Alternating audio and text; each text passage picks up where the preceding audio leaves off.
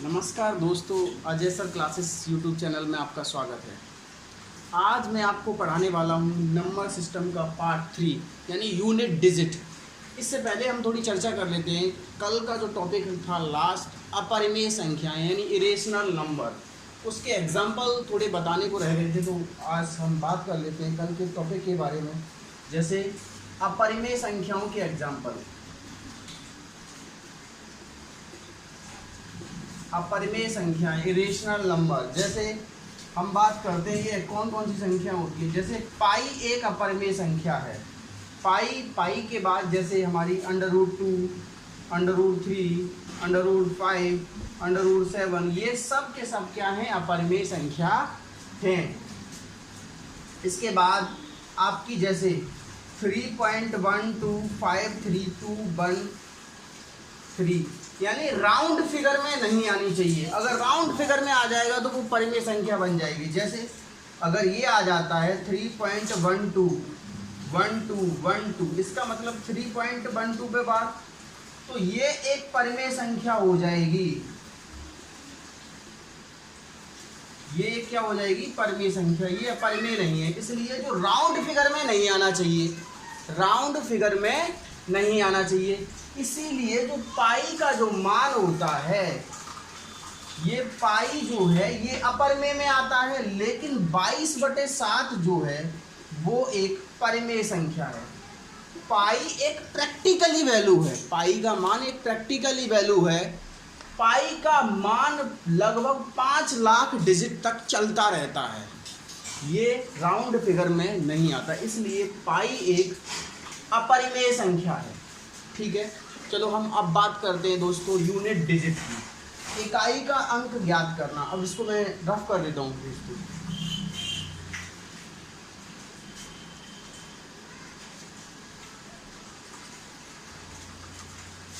चलिए दोस्तों, मैं बात करता हूं अब यूनिट डिजिट की, यानी इकाई का अंक ज्ञात करना। इकाई का अंक निकालना कैसे निकालते हैं? देखिए दोस्तों मैं आपको बताना चाहूंगा कि अगर किसी संख्या के इकाई के स्थान पर 0 हो, चाहे उसकी पावर कुछ भी हो, तो उसका इकाई का अंक हमेशा 0 ही रहता है। अगर इकाई के स्थान पर 1 हो, उसकी पावर कुछ भी हो, तो इकाई का अंक 1 ही रहता है। अगर इकाई के स्थान पर 5 हो और उसकी पावर कुछ भी हो, तो इकाई का अंक 5 ही रहता है। और इकाई का अंक 6 हो और इसकी पावर कुछ भी हो, तो हमेशा इकाई का अंक 6 ही रहेगा। तो दोस्तों याद कर लीजिए, एक कोड है ये 1650, नोकिया 1650 जो मोबाइल आता था, वही कोड मान लीजिए आपका। तो ये देख, जैसे मैं आपको बताना चाहूँ, जैसे 2031 की पावर 1025, कोई पूछे भाई इसमें इकाई का अंक बताओ, तो आंख बंद कर लो, इकाई के स्थान पर 1 है, इकाई का अंक हो जाएगा 1। अगर 2050 है और इसकी पावर 1025 है, तो इकाई का अंक 0। 216 है, इसकी पावर 1225 है, तो इकाई का अंक 6। अगर 2275 है, इसकी पावर 10,254 है, तो इसमें इकाई का अंक 5 ही रहेगा। बहुत ही इम्पोर्टेंट बात है ये दोस्तों। चलिए हम आगे बात करते हैं दोस्तों। चलिए ये मैं रफ कर देता हूँ। इसके बाद अब हमारे पास जो डिजिट बचे, हम उनकी बात करेंगे। अब हमारे पास 1 की बात हो गई, 0 की बात हो गई, 5 की बात हो गई और 6 की बात हो गई। अब हमारे पास जो डिजिट बचे वो 2 बच गया, 3 बच गया, 4 बच गया, 7 बच गया और 8 बच गया। देखिए दोस्तों, यहाँ पर क्या होता है, देखो मैं एक करके दिखाता हूँ आपको। 2 की पावर 1 2 हो जाएगा इकाई का अंक, 2 की पावर 2 इकाई का अंक 4 हो जाएगा, 2 की पावर 3 इकाई का अंक 8 हो जाएगा, 2 की पावर 4 इकाई का अंक 16 होता है, इकाई का अंक 6 हो जाएगा, 2 की पावर 5 इकाई का अंक फिर दोबारा से 2 आ जाएगा। तो ये 4 के बाद राउंड फिगर में चलने लगते हैं। 3 की पावर 1 इसी प्रकार इकाई का अंक 3, 3 की पावर 2 इकाई का अंक 9, 3 की पावर 3 इकाई का अंक 7, 3 की पावर 4 इकाई का अंक 1। इसके बाद फिर ये राउंड फिगर में चलने लगेंगे। इसी प्रकार इसका देखेंगे 4 की पावर 1 4, 4 की पावर 2 6, 4 की पावर 3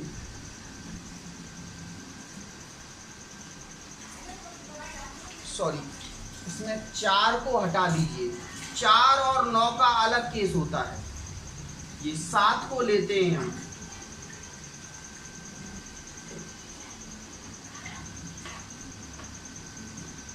चलिए इसकी बात कर देते हैं हम। चलो 7 की घात 1 इकाई का अंक 7, 7 की घात 2 इकाई का अंक 9, 7 की घात 3 इकाई का अंक 3, 7 की घात 4 इकाई का अंक 1।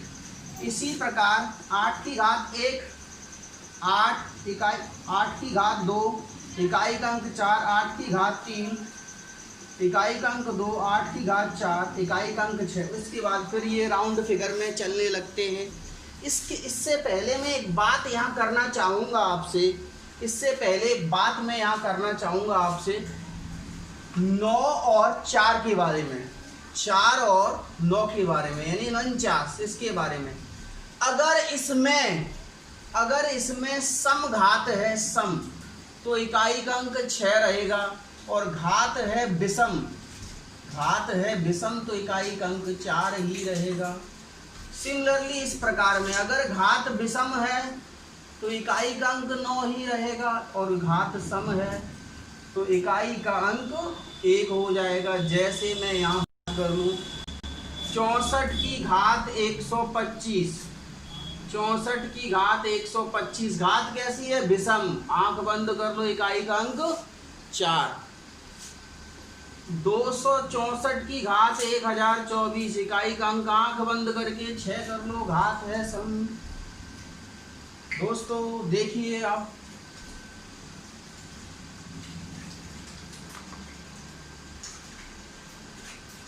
यहाँ इसी प्रकार 9 का 89 की पावर अगर 81 कर दूं तो इकाई का अंक 9 ही रहेगा, और 89 की पावर अगर मैं 1024 कर दूं तो इकाई का अंक 1 हो जाएगा। ठीक है भाई दोस्तों, ये बात तो आपकी क्लियर हो गई। अब आप बात आते हैं यहाँ पर जो मैं समझा चुका था आपको, यानी ये सब हैं वो 4 की राउंड फिगर में चलने लगते हैं। यानी अब हम यहाँ कहीं भी अगर घात लगती है तो हम 4 का भाग देंगे। जैसे मैं बात करता हूँ 132 की पावर 105 है। जब 132 की पावर 105 है, इकाई के स्थान पर कितना है 2, इकाई के स्थान पर 2 है, तो आपको ये पता है ये 2 जो है 4 के राउंड फिगर के बाद चलने लगता है दोबारा वही चीज़। तो अब मैं ये कहना चाहूँगा यहाँ पर मुझे ये करना है, यहाँ जो घात होती है ये पावर होती है उसमें 4 का हम डिवाइड करेंगे, और जो शेष बचेगा वो घात के ऊपर लगा देंगे 2 की। अब 4 का डिवाइड किया, 4 दूनी, देखो यहाँ देखिए 4 दूनी 8 बचे 2, यहाँ पर 25 हो गए, 4 से 24, 2 की पावर 1 यानी 2, इसमें इकाई का अंक होगा 2। बड़ा आसान है, इससे आसान कुछ है ही नहीं, इससे आसान कुछ है ही नहीं। अगर कोई ये कह दे 132 की घात 1024, अब इधर देखिए ये पूरा कट रहा है 4 से, तो इसका मतलब 2 की पावर 4, जब 4 से पूरा कटेगा तो हम 2 की पावर 4 लेके चलेंगे, और 4 जब लेके चलेंगे तो इकाई का अंक 6 आएगा। नई बात क्लियर हुई। अब मैं ये बात करता हूँ आपकी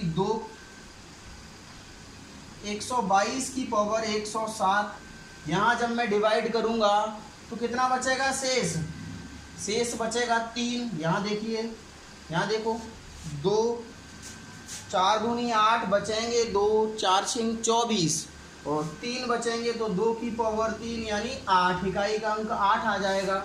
सिमिलरली इस प्रकार मैं इसको रफ कर देता हूँ, ये नोट कर लेना बच्चा, ये नोट कर लेना। इसके बाद मैं यहाँ चलता हूँ आपका 7 की पावर 105, ये आया हुआ सवाल है। 7 की पावर 105, 7 की पावर 105, इसका इकाई का अंक निकालिए। इसका इकाई का अंक जैसे ही निकालेंगे यहाँ डिवाइड करेंगे किसका, 4 का। घात में 4 का डिवाइड करते हैं, क्यों करते हैं, क्योंकि ये सब ये वाले 4 की घात के बाद दोबारा इकाई का अंक राउंड फिगर में चलने लगता है। तो हम क्या करेंगे, 4 का भाग किया, 1 बचेगा 1, तो 7 की पावर 1 इकाई का अंक 1 आ गया। बड़ा आसान, इससे आसान कुछ है ही नहीं। चलो 23 की पावर 1025, भैया भाग देंगे 3 की पावर 1, 3 इकाई का अंक। देख लीजिए भैया 83 की पावर 275, देख लीजिए डिवाइड करेंगे इसमें 4 का, 4 6 24 बचेंगे 3, 4 8 32, 3 बचे, 3 की पावर 3, 3 3 9 27, इकाई का अंक 7। कोई प्रॉब्लम नहीं है, बड़ा आसान है भैया। चलो मैं इसको रफ कर देता हूँ अब कितने को। अब 8 का एग्जाम्पल देख लीजिए। अब 2 की पावर 128 की पावर 125, तो भैया यहाँ 4 का डिवाइड करेंगे, कितना बचा 1, तो 8 की पावर 1 क्या आएगा 8। इसी प्रकार 1028 की पावर 2054, यहाँ 4 का डिवाइड करेंगे तो कितना बचेगा, 2, तो 8 की पावर 2, तो इकाई का अंक 4 आएगा। बड़ा आसान है, इससे आसान कुछ है ही नहीं।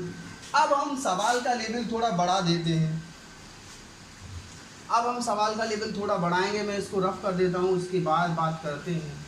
चलिए इसके बाद अगर इनको मल्टीप्लाई में दे दे तो क्या करोगे आप, जैसे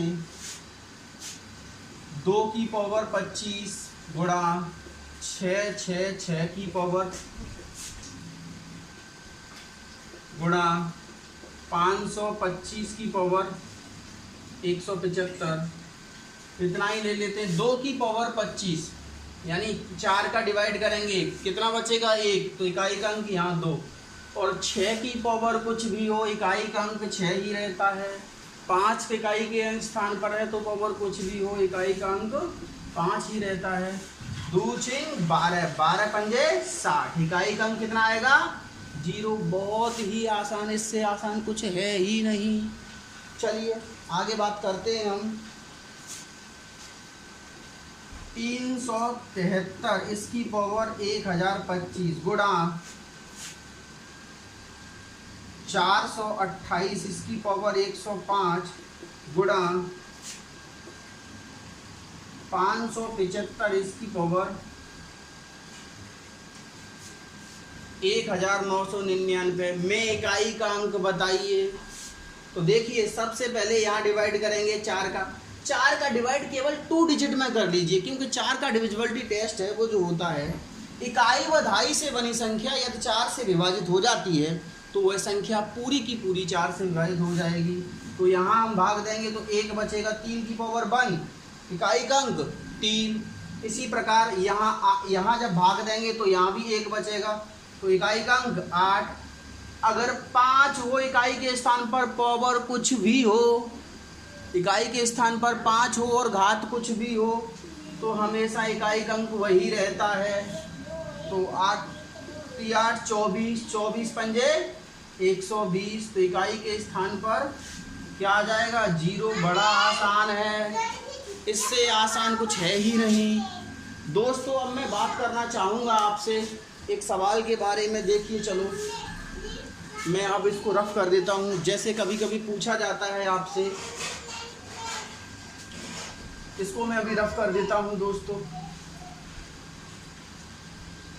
जैसे अगर कभी कहीं प्लस करके पूछा जाए तो जोड़ दीजिए इकाई के अंकों को, कहीं अगर माइनस करके पूछ दिया जाए तो घटा दीजिए। जैसे एक सवाल देख लीजिए, 81 की पावर दोस्तों 1025 दे दी, माइनस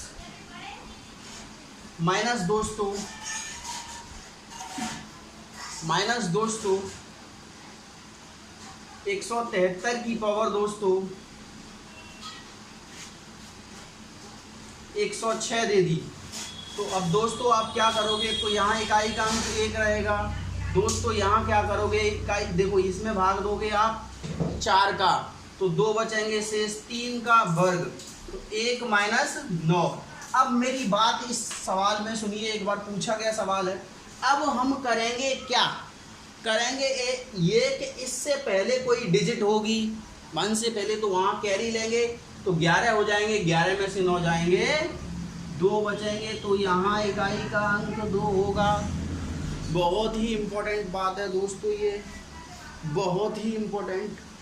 अब मैं बात करता हूँ यहाँ जोड़ की। जैसे 173 की पावर 1075 प्लस ये वाला है दोस्तों 225 की घात 125। अगर यहाँ इकाई का अंक पूछा जाता है दोस्तों तो देखिए यहाँ सबसे पहले भाग दीजिए, डिवाइड करोगे दोस्तों, देखिए ये देखिए यहाँ पर डिवाइड 2 में करिए, 4 एकम 4 बचेंगे 3 और 4 अट्ठे 32, 3 की पावर 3 इकाई का अंक ये 27 हो जाएगा, इकाई का अंक 7 प्लस 5 की पावर कुछ भी हो, इकाई का अंक 5 ही रहता है, जोड़ेंगे 12 और ये हो जाएगा आपका 2। कितना हो जाएगा, 2 इकाई का अंक हो जाएगा 2। अभी अगले सवाल की बात करते हैं दोस्तों। अब मल्टीप्लिकेशन में इकाई का अंक कभी कभी पूछा जाता है, यूनिट डिजिट मल्टीप्लिकेशन में पूछा जाता है, तो हम उसकी बात करते हैं दोस्तों। चलिए दोस्तों देखिए दोस्तों, अब मल्टीप्लिकेशन में जैसे ये पूछा जा रहा है, भाई बड़ा सा नंबर है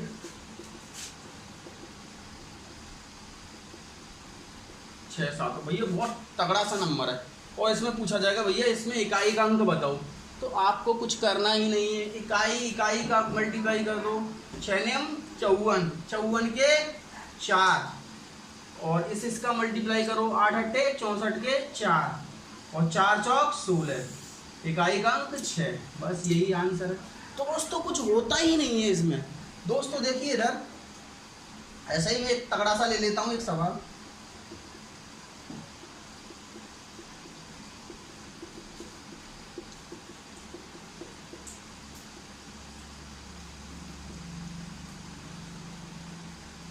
दोस्तों अगर इसमें इकाई का अंक पूछा जाए तो आप एक जगह 0 है तो समझ लेना ये सब के सब ये 0 बन जाएगा और ये सब जब 0 का किसी में मल्टीप्लाई होगा तो आंसर हमेशा 0 ही समझ लेना। अगर एक जगह 0 हो तो इकाई का अंक हमारा 0 ही रहता है। बहुत ही आसान है ये दोस्तों आगे बात करते हैं। ये वैसे मेरे हिसाब से समझ में आ गया होगा आपको दोस्तों। आगे बात करते हैं 175 गुणा 124 गुणा 121 गुणा 126। चलिए इसमें इकाई का अंक पूछा जाएगा तो 5 चौक 20, आ गया 0 खत्म, इकाई का अंक 0 ही रहेगा।